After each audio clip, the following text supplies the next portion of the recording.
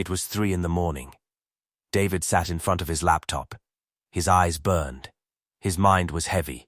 He leaned back in his chair and whispered, "I'm doing everything. Yet why am I still not who I want to be?" The room was silent. Only the sound of his breathing and the clicking of the keyboard filled the air. Every keystroke reminded him of his fear. If I don't become someone remarkable, I'll just fade into the crowd. The next morning, that same question woke him again. And that question would divide his life into 2 parts. The David who kept running, and the David who would learn to run with purpose. David came from a normal family. Not rich. Not poor. He had education, determination, but also a deep fear.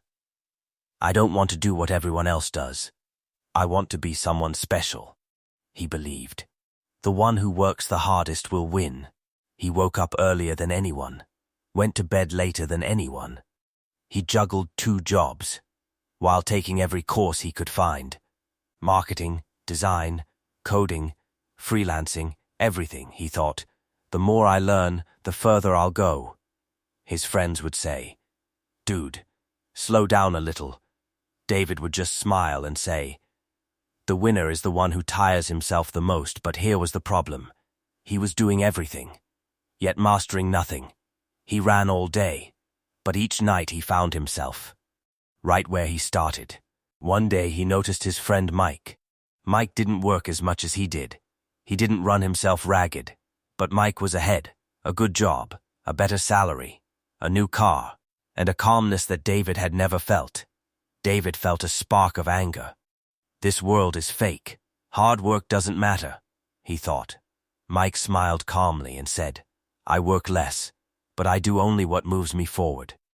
I picked one skill, and I've been honing it for 2 years." The words cut through David. But instead of listening, he piled more pressure on himself. Less sleep. More work. More stress. At night, his mind roared. Doubts and fears haunted every step. He started feeling weak, until one day, at the office, he simply collapsed. At the hospital, the doctor said, "You're not broken physically, you're broken mentally." It was there that he met a wise coach. The coach asked, "Son, why are you so exhausted?" David said, "I work harder than anyone, yet I'm still behind." The coach smiled and said, "If you run north all day, but your destination is south, no matter how fast you run, you'll only get further away. It's not about how hard you work. It's about the direction you choose for the first time." David reflected. What am I actually good at? What do people pay for? Where am I wasting my time? He made a decision. I won't do everything anymore. I'll choose one thing. He picked one skill and let go of the rest. Now he worked fewer hours, but only on what could take him forward. Month 1. Mistakes.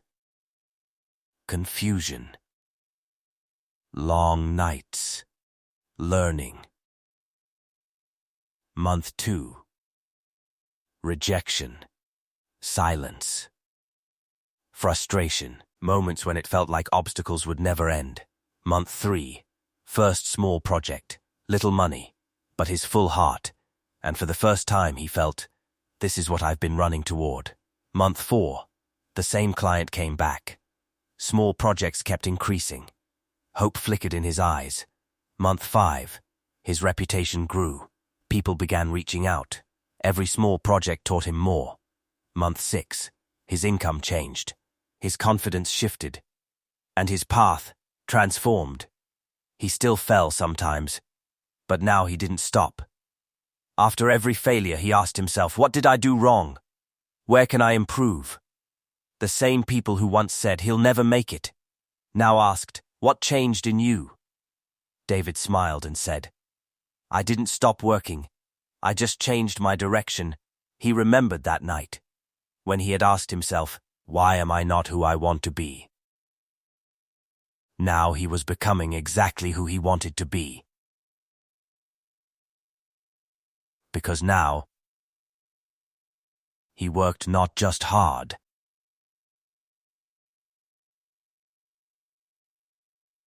but smart.